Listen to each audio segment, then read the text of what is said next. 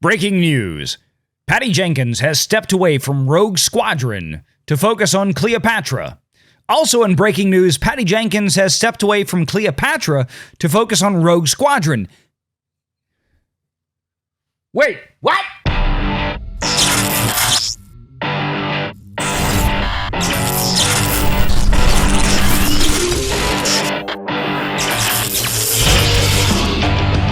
Renegade Online.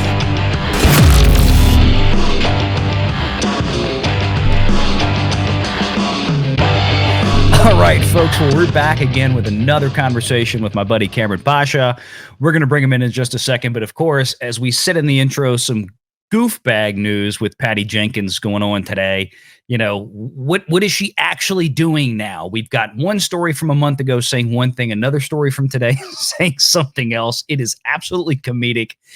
So, of course, this is a great conversation to have with Kamran.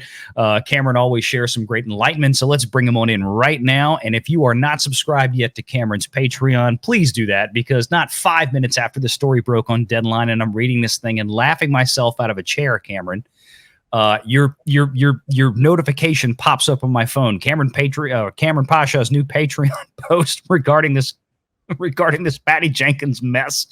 So here we are, man. So okay, so we've got breaking news that Patty Jenkins is taking a break from Rogue Squadron to do Cleopatra, and now we have another news break saying that she's taking a break from Cleopatra to do Rogue Squadron. What in the hell is going on, Kamran? Well, there's one of two things.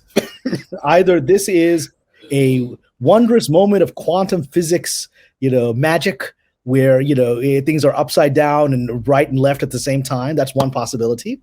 Mm-hmm. The other possibility is this is Hollywood public relations streams crossing, to use a Ghostbuster terminology. Basically, two different proton pack energy beams with two different agendas clashing and crossing streams and essentially canceling each other out. The only thing we know is Patty Jenkins seems to be on her way out of the system, right? So we're left with who is putting out what story for what reason, and that we'll talk about today. It feels exceptionally bizarre to see this kind of news. I mean, it really, really is striking. And of course, this comes on the heels of a very questionable Wonder Woman 1984 sequel, let's say, which was her last major outing. Now, I mean, look, props to her on the first Wonder Woman movie, which was I did too. I thought it was wonderful. She didn't write it. She was the director. I think she's a very capable director. I have less faith in her as a screenwriter, which you and I have had this conversation before, as a matter of fact, just a few weeks ago when the Rogue Squadron news broke. It was really almost a month ago now. Yeah. Talking about, and you brought up the fact that, she had some issues based on some friends of yours in the WGA and out there in Hollywood that said, look, Patty tried to muscle her way in and she wanted writing credits. The WGA said, no, that's not how this works. We have rules. You have to follow these rules. And then she, basically kicked the writers to the curb. She wanted to do Wonder Woman 84 by herself. Mm-hmm. We saw how that turned out as she took on that director-writer role, and the writer part didn't seem to work for her. Yeah. And then you posited on the Rogue Squadron issue that perhaps the same thing happened. And let me pull this up because I find this to be absolutely hilarious. Here we are. This is where we were a month ago, November 8th, with Star Wars Rogue Squadron delayed as Patty Jenkins juggles her schedule. And then, of course, in this Deadline article, it references Cleopatra as the next thing coming up. Now, Wonder Woman 3, we'll get to that in a minute, folks. But Cleopatra was the next thing on the roster.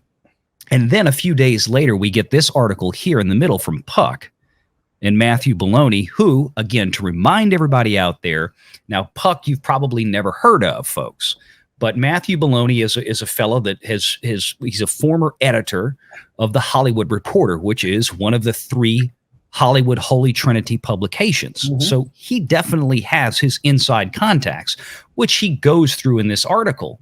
And he states here that, I talked to a few insiders this week that said the real culprit was the dreaded creative differences. Specifically, Jenkins couldn't agree on the script with Lucasfilm executives, including Senior VP Michelle Rejwan.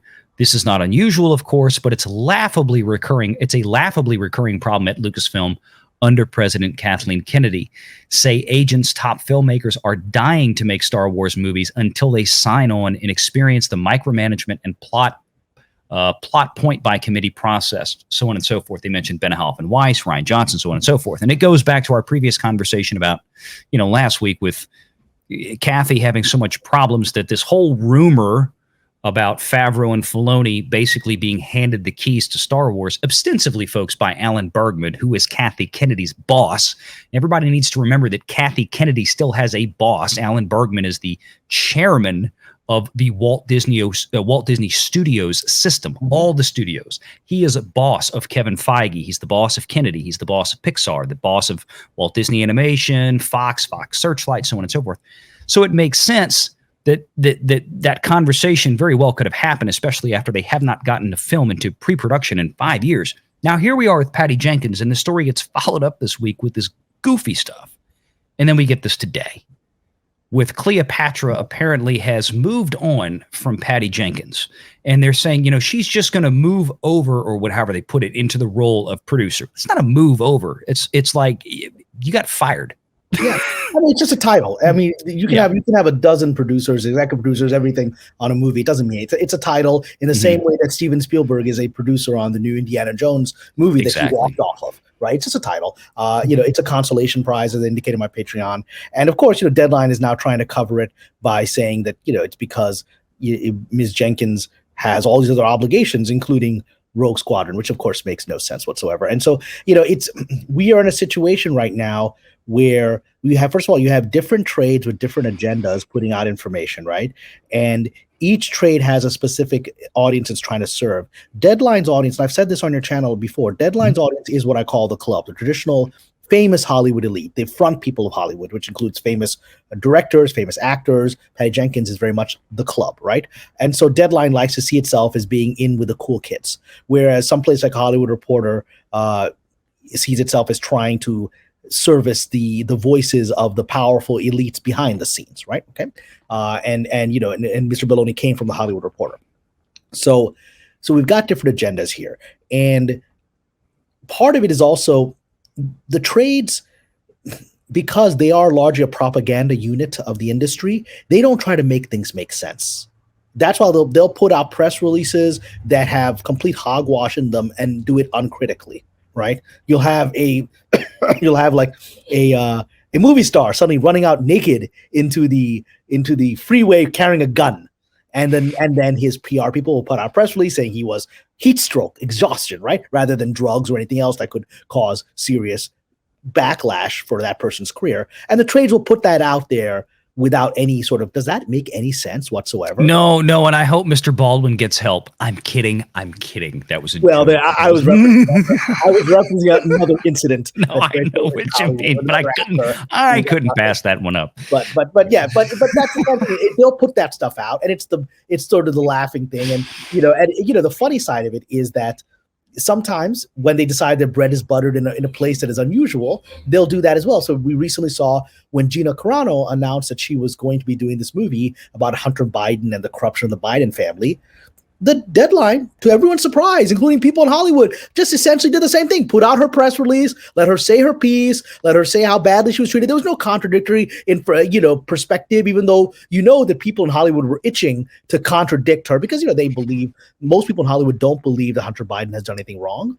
I've looked a little bit into the laptop and have beg to differ. But, most people in the industry I've talked to don't want to know that. They're not interested in looking into that, and they think it's just right-wing propaganda. And for the Deadline to just put out her perspective on it without any challenging, contradictory stuff was the trades being the trades, which is essentially, we're here to be PR, right? And so that, and again, and that represented the moment where Gina had essentially been accepted back in as at least a celebrity by the trades, right? Because she's managed to stand on her feet and has her career moving forward, regardless of the effort to cancel her. And so this is what we have here. So we've got, what we know is that Rogue Squadron does not appear to be happening. There's some people say, well, maybe it's delayed and that's what it's all about. There's no indication it's delayed because right after this initial press came out that she was off of Rogue Squadron, we suddenly saw within a week, we saw leaks in the fan press coming out that Patty Jenkins blamed the people at Lucasfilm and she had a bad relationship with executives there. So those leaks were not accidental. They came out from Ms. Jenkins' camp, confirming that she had a bad experience there from her point of view and that they're not working together. You don't leak something like that out in the hopes of mending the fences later and doing this movie. She's off that movie, and that movie is done unless some magical new version of it with a new director is resurrected. And I don't think with the new changes at Disney with Bob Chapek and now Susan Arnold, that's on their I don't think that's on their plate. So we're pretty sure Rogue Squadron doesn't exist. And then suddenly she's off of this movie, which was the excuse that was given at the time. Although to be fair, the Hollywood Reporter questioned the excuse. When the original report came out that she was off of Rogue Squadron, Hollywood Reporter kind of almost a little nastily said, but it's unclear what could possibly be on her schedule that would delay this because everything else was allegedly far down the line, right? And so why would it delay Rogue Squadron? Wonder Woman 3, and it's not like they didn't know that Wonder Woman 3 is supposedly in development, so how could they have put this on the calendar, right? And Cleopatra, which we've been hearing about for about 2 or 3 years now. So suddenly, Hollywood Reporter at least questioned that it made no sense, right? And that was a little bit of a snag at Ms. Jenkins. Now you've got this report here that she's off of Cleopatra. But what's interesting is this, Valiant, is it's not just that she's off of Cleopatra. They have a new director. They found somebody, which tells me a few things. One, it tells me they are moving forward with this project. You don't announce a new director unless you're ready to go, right? And so that means that they are ready to move. They might be in production, early 2022 if they have a director that they've announced and made it very public. Number one. Number two, I look at the bona fides of this director, and she's a successful director, but she's a successful director primarily in television. Having worked primarily in television in my career, most directors, unless they're very powerful movie directors like Ms. Jenkins or like Francis Lawrence, who I worked with on Kings, big movie director, they don't have the power to tell the writers what to do.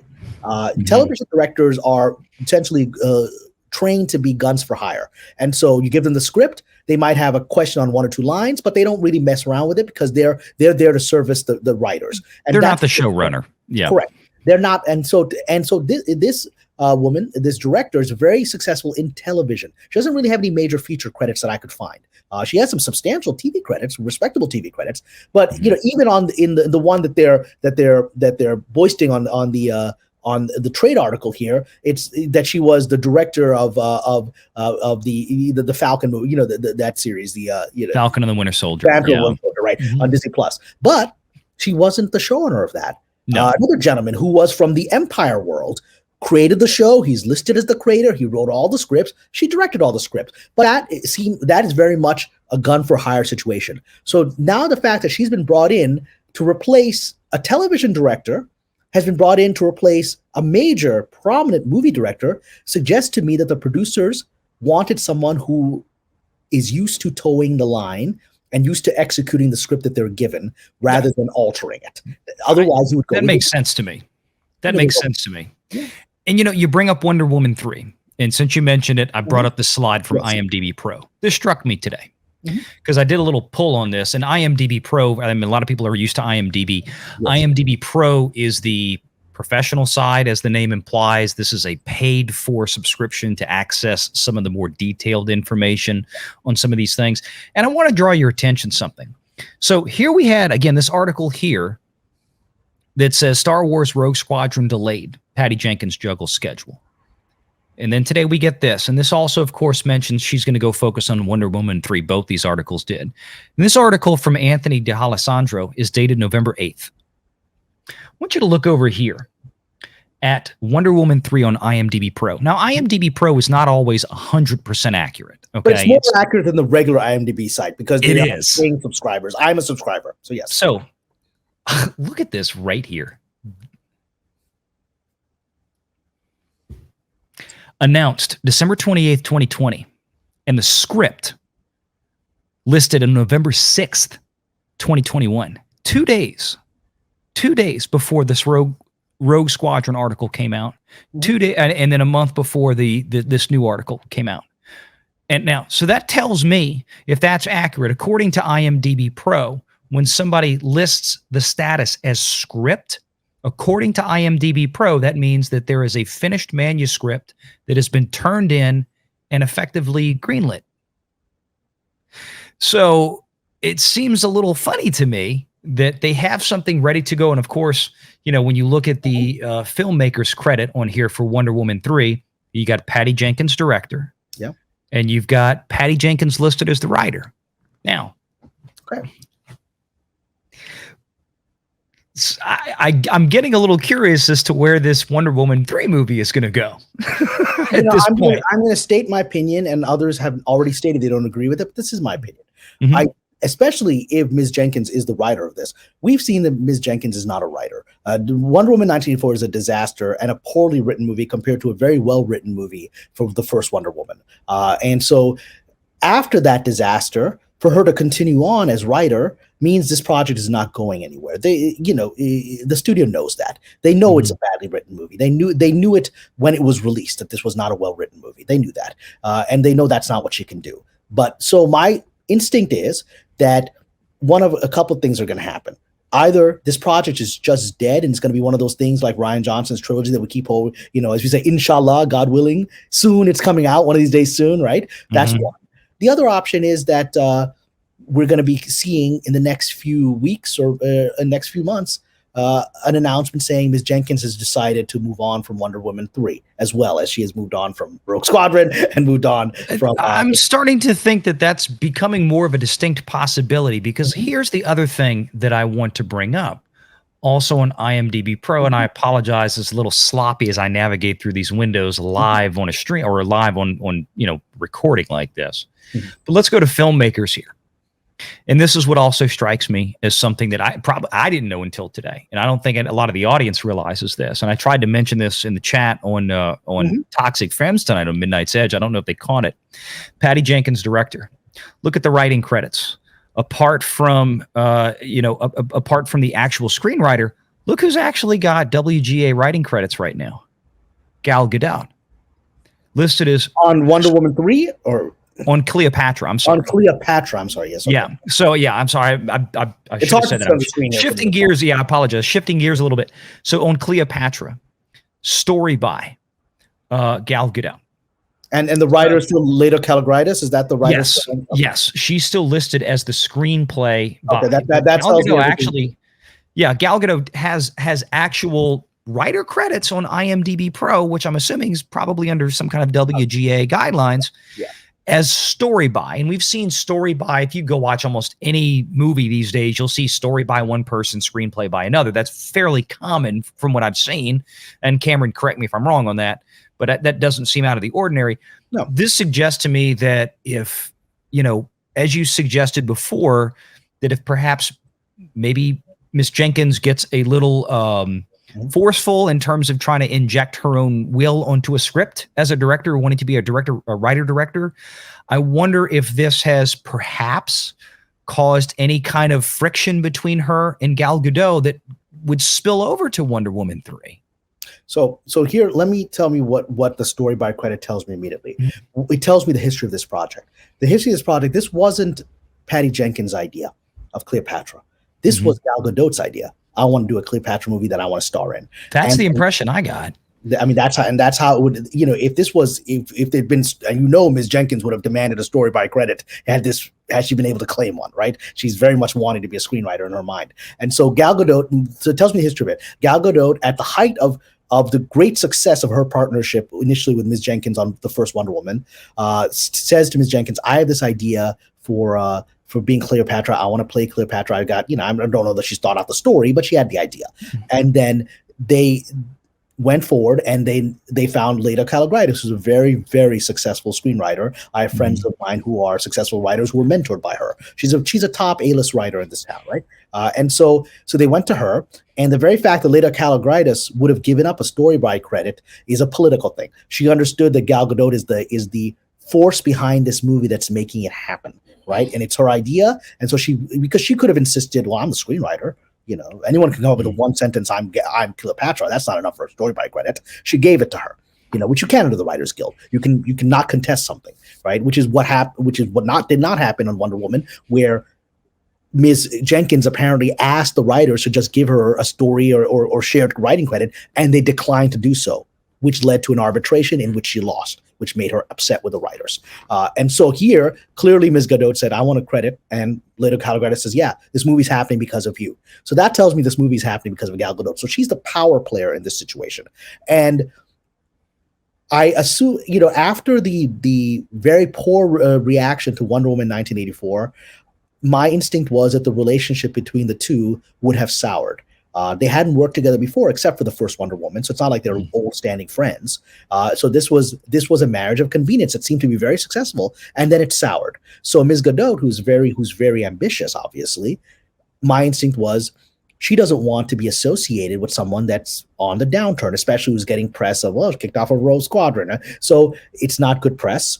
And especially if what happened behind the scenes is that during the writing process, Ms. Jenkins and Leda Calrissian got into it. I don't know that that's the case. I've actually reached out to my friends and they haven't told me what really happened behind the scenes. If I find out, I'll share it with you. But if, as is likely with a personality that we know, right? My understanding is that Ms.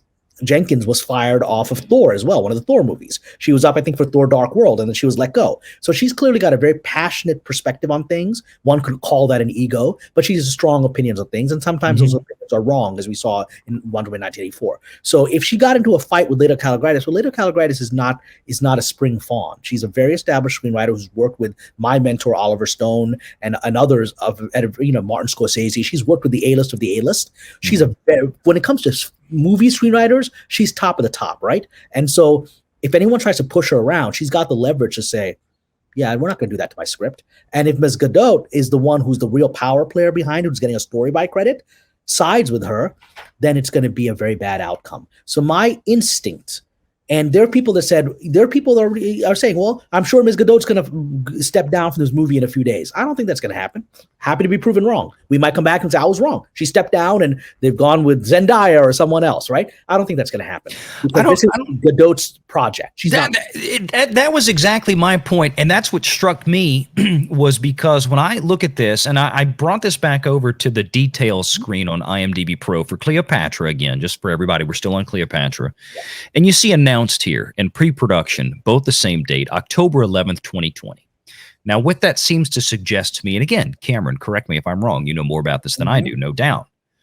But that seemed to suggest to me that, by that point, Gal Gadot, who we just established that the story was created by, this was her project that she brought forward, at least according to what this suggests. Yeah. This was her idea that she brought forth. The production company is Atlas Entertainment. We can see right here. The distribution company is Paramount Pictures. If I'm Gal Gadot and I've just come off a very successful run of Wonder Woman, at this point, Wonder Woman 84 had not come out yet, folks. So she was very popular. She was a very hot item in more ways than one in Hollywood. And very popular, very good actress. She just had a huge success on Netflix with Red Notice. Whether you think the movie was great or not, it's one of Netflix's biggest hits of all time in terms of a number of watches and watch time. I've seen it. It's not bad. There's some things in it I kind of roll my eyes at, but overall, it was a fun movie. She's a hot ticket in Hollywood. This movie and Wonder Woman 3, in my humble opinion, can easily survive the loss of Patty Jenkins. Sure. Neither of these movies can survive the loss of Gal Gadot. Correct. Period. In the story. The pivot of the whole thing. And this suggests to me October 11th, 2020, the movie had been set up. Gal had already gotten a green light. Working with Atlas Entertainment. Paramount had obviously agreed to pick up the picture because, okay, we're going to make Cleopatra and Gal Gadot's going to be in it. Dang. Yeah, okay, we'll sign on for that. That'll make money. And it probably will. And at that point, Patty Jenkins had already been attached to the project. I mean, this was from day one. Everybody knew that this was going to be Gal Gadot and Patty Jenkins. Because people wanted the magic of that first Wonder Woman with those two together, only to discover maybe that magic is a one-time deal. 2 months later, Wonder Woman 84 came out. And a lot has happened since then. And then we get the Rogue Squadron news. And then we start hearing things about Patty Jenkins. And again, yeah, they're rumors, folks. They're rumors. But we discuss rumors. Are they plausible? Are they not? And let's discuss both ways. We be fair as much as, we can be fair as much as possible. But it seems to me, again, this is one of these things where we've got too many little coincidences kind of lining up. And I start scratching my head and wondering what the hell is really going on here. Well, also look, like I said, I think Ms. Jenkins is a brilliant director. She's very talented filmmaker, I visually agree. stunning, Yeah. and knows how to work with actors, right? She's not a writer, in my opinion, and I think that's been borne out. And so, however, we also have to look at her trajectory of her career. She made Monster about 20 years ago. Great movie. Winning, great movie. Charlize Theron, doing this memorable role, and then she vanished until Wonder Woman. Vanished for almost 20 years.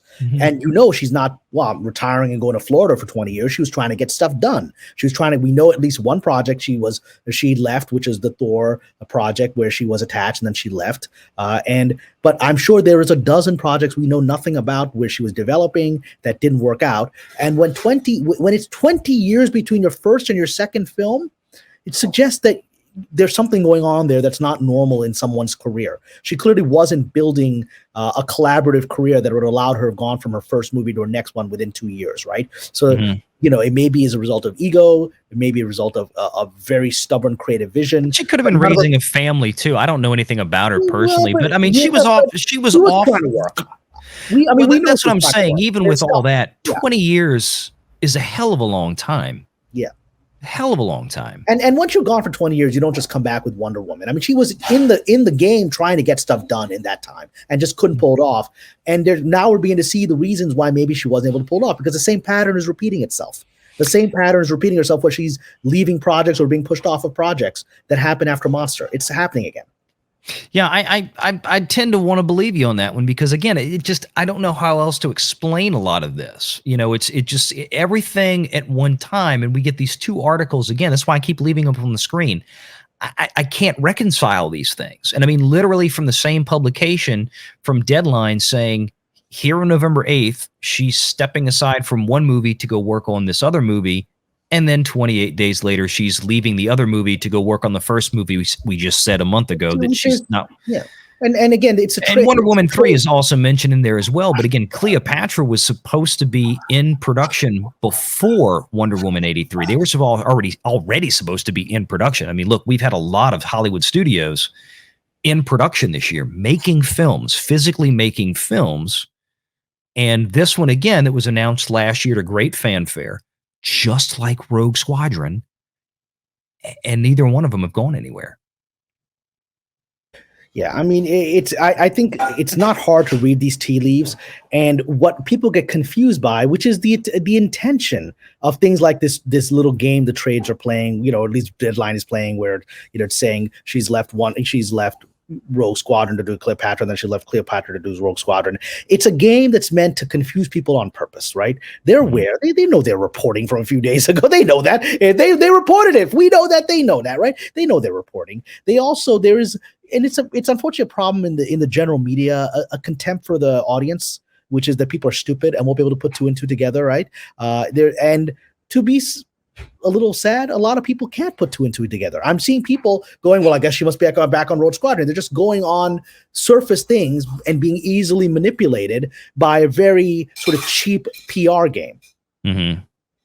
Yeah, and again, I understand, some people, they want to be hopeful that she's doing all right, or that this project's going to happen, and that's fine. And look, when I first saw it's not really a trailer, but the promo for Rogue Squadron they did with Patty Jenkins walking across a tarmac in a flight suit and walks up to an X-Wing, out there in the middle of a Utah salt flats or wherever they filmed that thing. I was like, oh, this will be cool. I mean, I'll look forward to this. Yeah, and then kind of the typical, what we come to expect from anything that Kathy Kennedy has her hands on that seems to fall apart. Since we've done the sequel trilogy, and even the ones during the sequel trilogy had a tremendous amount of problems getting finished. But now we're learning that perhaps Patty Jenkins is maybe kind of the same person, and it was just two personalities just butting heads that just did not work together. And again, I go back and I look, and I'm like, it's another reason, probably again, why Bergman, if the rumor is true, folks, if the rumor's true, that Alan Bergman would have stepped in and said, you know what, Favreau, Filoni, you guys, please just take the reins of Star Wars and get something moving, because we keep losing directors and writers right and left when Kennedy talks to them. And I mean, that's a fact, folks. You go back and look at the history, and maybe Patty was partly to blame for this Rogue Squadron project going south as well. But it's just been such a bizarre month these last 30 days with all of this stuff coming out. Well, looking at this, I mean, it's, I think what we're seeing, unfortunately, is a major downturn in Ms. Jenkins' career, which I think is a tragedy because I think she is a talented filmmaker. I think that unfortunately she's gone down this path of thinking she's a writer, and as a result, there's a lot of chaos happening on all of her projects. On my understanding from Rogue Squadron, it was a relatively inexperienced writer that's credited with being involved with her. Someone she could easily say, no, you're going to do it this way. You're going to write it this way, right? In the same way that Jeff Johns, who's an executive, was credited on Wonder Woman 1984, and so she could clearly push him and say, this is how we're going to do the script, right? But he's not a writer; he's an executive. He works from the comic book world, but he's not a screenwriter, so. But in the case now that we have of Cleopatra, we have an A-list powerful feature screenwriter, Lado Kalogridis, right? Who's clearly written a script that Gal Gadot likes and wants and is taking story credit for. So in that situation, if there's a personality clash, I think we've seen the outcome of it. And there are people, like I said, that are thinking, well, Ms. Gadot is going to step away. I don't believe she's going to step away. If she was deeply offended that her friend was leaving the project, I think that the announcement would have been that Gal Gadot has stepped away from the project. And as a result, Patty Jenkins is stepping away from the project, and it would have been dead, right? The fact that we've had clear announcement of a new director on Gal Gadot's Cleopatra. You see the Deadline article, it's Gal Gadot's Cleopatra at the top of the headline. Mm-hmm. That's not, remember, this has to go through all this PR before it gets to trades, has to go through not just the PR of the companies involved, it has to go through the agents of the powerful people involved, the managers. So Gal Gadot's people would not have approved this going out to the trades had she been very angry with this outcome and is planning to resign from the project. It wouldn't make any sense to do that. There's this to get to the trades, it has to go through all these PR approvals internally. So to me, this suggests very strongly that Ms. Gadot no longer feels a partnership with Ms. Jenkins, which also suggests to me that Wonder Woman 3 is not going to happen with Patty Jenkins, if it happens at all. And that's, I'm with you on that, because again, it's just, I try to step back and look at things logically, and a lot of people think, oh no, they wouldn't dare do Wonder Woman 3 without Patty Jenkins. No. They wouldn't dare do Wonder Woman 3 without Gal Gadot. That's the bottom line. Without her, there is no flipping Wonder Woman. She is the franchise right now. They do. And they even got Linda Carter signed on for Wonder Woman 3. Like the original Wonder Woman. Yeah. She's coming in. She's going to play a character. She's the only other credited actor on that movie. I almost said show. On that movie right now with Gal Gadot. And again, and that's why I'm highlighting while you're talking. Gal Gadot, writer, story by Gal Gadot's Cleopatra. This was her freaking movie. This was her. She brought this. And the reason why Atlas Entertainment and especially Paramount Pictures would have signed on to this to co-finance it, I'm sure as well, was because Gal Gadot's involved. If she bails, ain't no freaking movie. I promise you that. And the director here, God bless her, she's a successful TV actress. This is a quantum leap for her career. This is a quantum leap. We're talking about epic scale move. Nothing in her resume suggests that she's ready for that. And so it was brought on because they feel confident that Gal's going to carry the movie, and they feel very confident in the script, and they feel very confident in bringing on somebody who is not going to mess with the script, a trained television writer who knows to respect the script, right? This suggests to me that Ms. Gadot, she's completely in charge of this project, and this is all happening because of her, not because they came to her and said, look, we got to let your friend Patty go. Are you okay with that? I don't think that's how it played out. I think it's Gal going, I think we need to make a change here, Patty. Good luck to you. Yeah, and I always, when stories like this, you mention showrunners. We talked about Star Wars to death, but I love bringing up because of the way Favreau has designed that system. We talked about it last week. Favreau, Filoni were the showrunners for The Mandalorian, and they decided to train other directors who just directed the episodes. The Deborah Chows, the Robert Rodriguez's, the Peyton Reeds, the Bryce Dallas Howards. Hey, you guys are all very talented directors, but we're the showrunners. We're going to hand you a script and you're going to execute them to the best of your ability. And you know, we're going to teach you and we're going to show you how we do it in the Star Wars fashion. So they're not showrunners. Well, now Deborah Chow is a showrunner for Obi-Wan. You know, but she's under Jon Favreau's tutelage. She's under Favreau's tutelage. Robert Rodriguez was the showrunner for Boba Fett. It's coming out under Jon Favreau's tutelage. This is obviously, to me, this is the same kind of thing. Like you said, they hired someone who is an experienced TV director that knows how to take a set of instructions and execute them well. And that's very important for a director. Director doesn't have to be somebody that's going to change things and envision things differently. That's what a good screenwriter should do, in my opinion. And sometimes the screenwriter and the director are the same person. And that has been done to you know, some good degree of success over the years in Hollywood, although to my understanding seems less frequent. You know, you really got to start with a good script. But it seems like if you just have a director it's like a good quarterback. You know, you don't need a rock star quarterback to win a Super Bowl. You need a really good game manager. You need a really good game manager that doesn't make mistakes, that can run the plays and execute them well. And you let everybody right. And that kind of seems, or at least it feels to me, kind of the same thing here, where, you know, they just want to get a good director in that can take. It's like, we feel like we have a really solid script. We don't need to tweak this. We don't need to do a lot of extra goofy stuff. This is good. We really like this. Atlas likes this. Paramount likes this. We just need to go. I mean, that's what they want. Yeah. Yeah. And what the development, though, so let me give a perspective here, someone who's been a screenwriter now for 20 years. Now, one of the frustrations that many screenwriters have is that certainly for the last few decades, really, so maybe since the 70s or maybe even earlier, feature films have been seen as the director's medium, the auteur, right? And so, you know, on feature film projects, screenwriters are largely guns for hire, right? And are often not even allowed on the set. I remember that there was a script that I sold to a big director, and then we were attaching an actress, and everyone involved in the project was at the meeting with the actress except me, who had written the script, who had created the whole project from scratch, right? They didn't want me there, right? And so that's how that works, right? But what we're witnessing here is, I think, because of the economic pressures that Hollywood has been under for the last couple of years, that we're beginning to actually see a shift in that entire dynamic of directors being the dominant force in movies. And unfortunately, Ms. Jenkins asserted herself at exactly the wrong moment to assert herself, right?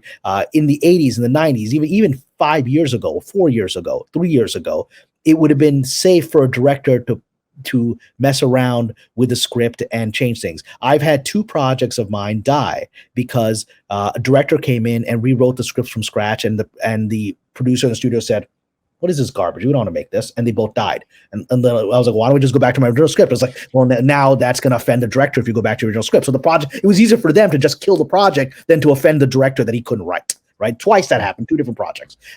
That was a dynamic then. But the very fact that we're witnessing this here, and we're witnessing a television writer being given $100+ million budget project, what I don't think she's ever done, right, before, means that in this particular case, they really need to control the outcome here. And they felt that especially after Ms. Jenkins had disproven herself as an auteur with Wonder Woman 1984, they couldn't risk it. They needed a controlled element. They have a script they obviously really like, and they have an actress that they can't lose. And so it suggests to me they're actually watching the beginnings of a power dynamic changing in Hollywood, even in movies, where screenwriters are beginning to rise in power purely because they don't have the economic cushion to allow those kinds of shenanigans anymore. Mm-hmm. Yeah, I can see it. You know, I get where you're going with that. And like I said, this whole story today just had my head spinning. And it's I don't know where this is going to go from here. I don't know how this is going to turn out. I don't think anybody does, but it's always fun to, you know, when you see this kind of stuff, to have these conversations, to speculate on things. And I think there's a lot of things going on behind the scenes that probably will, like anything else in Hollywood, is gradually going to leak out over time. You get more and more understanding about, you know, what happened. Somebody's going to say something to somebody, or somebody's going to do a tell-all interview at some point. Okay, can I give you a prediction here? Can I give you a prediction? Go for it. And of course, because don't give me a prediction. No. Well, let's see what happens. But this is my prediction based again on events. You know, after Rogue Squadron was terminated, which it was. Then within 1 week of that, we had the fan press suddenly getting all these leaked rumors that Patty Jenkins was angry at Lucasfilm and blamed Lucasfilm for what happened to her and that they were bad. That's a week later. So that suggests Ms. Jenkins has a very thin skin and very proud. And she went right after Lucasfilm, essentially burning a bridge with them, by spreading those kinds of, because that doesn't come out of nowhere. She intentionally let that leak out. It's not just her grumbling to a friend. That was leaked out on purpose. My prediction is that if indeed there is bad blood between Ms. Jenkins and Ms. Gadot over this, which I think there is, then I think within the near future, you will start seeing leaks of Ms. Jenkins' camp again defending her and saying that essentially you had a crazy actress running around, messing with the vision of the director, and that's why they installed this malleable television director that Ms. Gadot could control, right?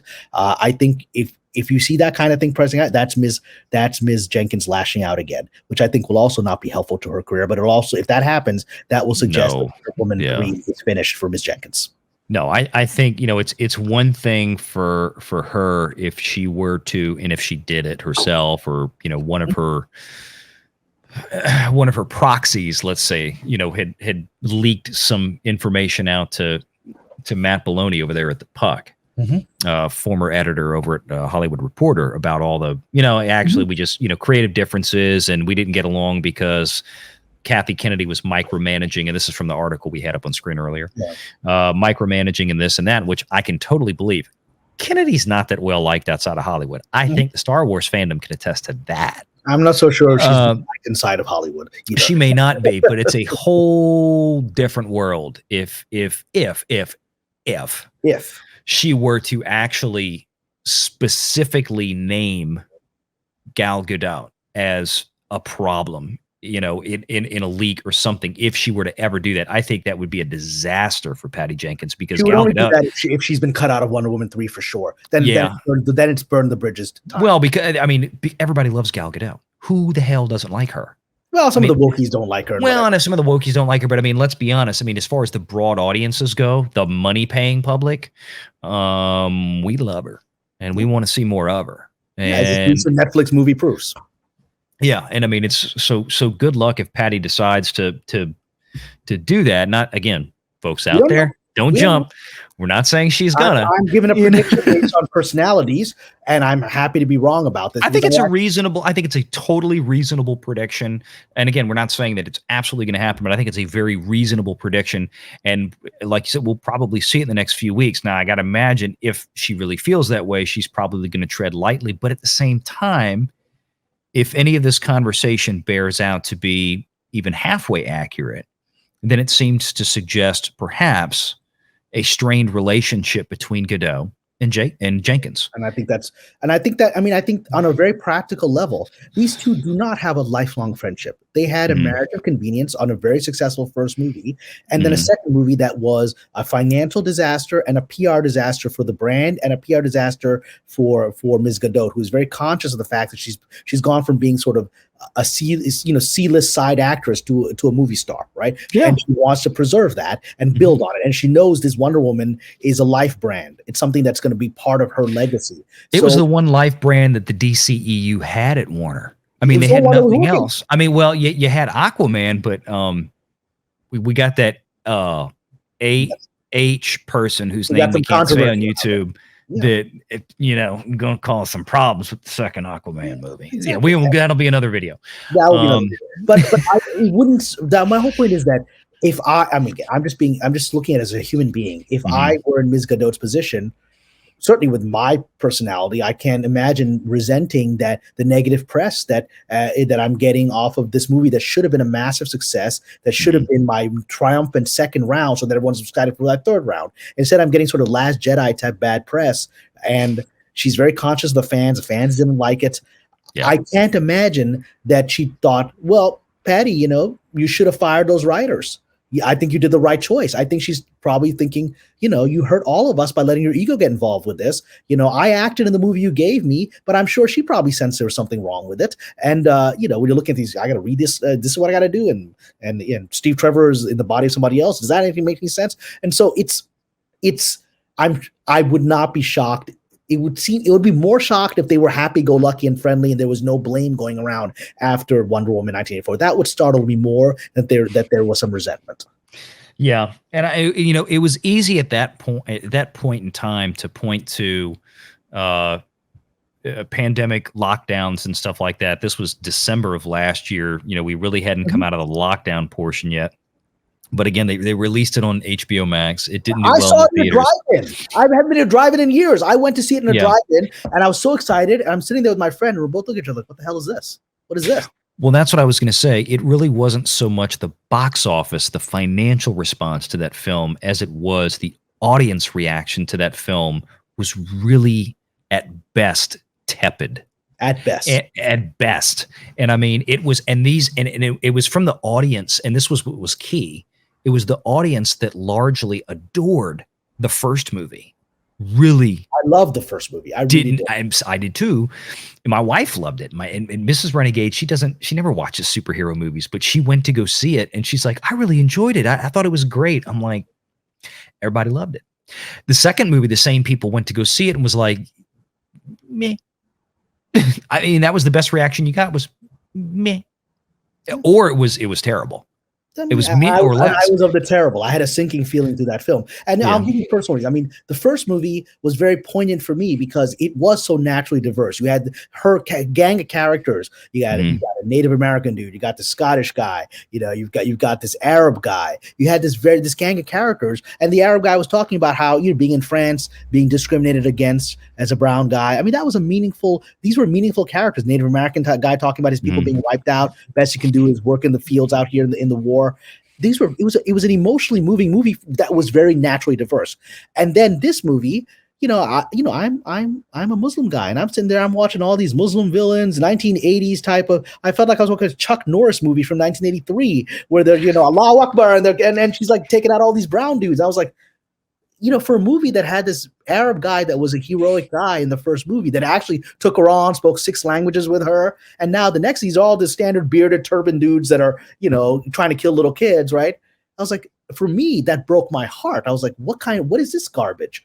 You went from a very inclusive, open film to a very stereotypical film that felt out of even in the 80s, there was like Rambo was out there working with the Mujahideen, right? I mean, it didn't feel right. In the third movie, yeah. And so it's just that was one of a myriad of problems with that film. But we'll have to see what happens with this. Yeah, but I mean, I can't imagine Ms. Gadot walked away saying, "Patty, you made the right choices here," because firing the writers was a choice. There was no reason to do that.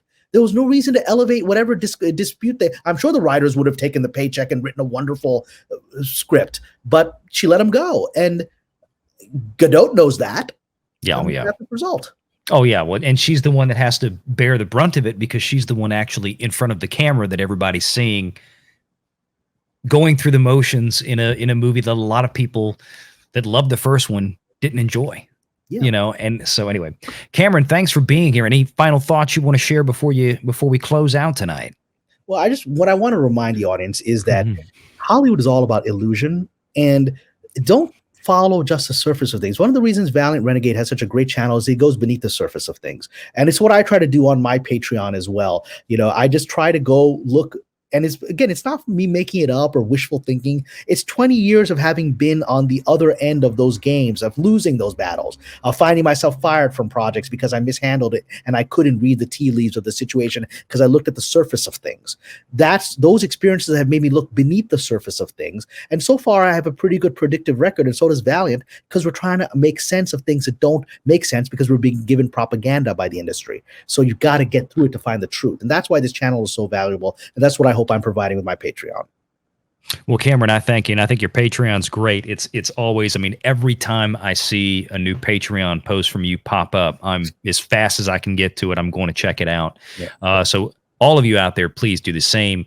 Go to patreon.com. Check out Kamran Pasha. As always, we will leave a link below this video, so make sure you punch on that and go check him out on Patreon. And also make sure, if you have not already, hit the like button, that subscribe button, that notification bell, share this sucker out on all the Facebooks and social medias and the Twitters and the Instagrams, whatever you like to do.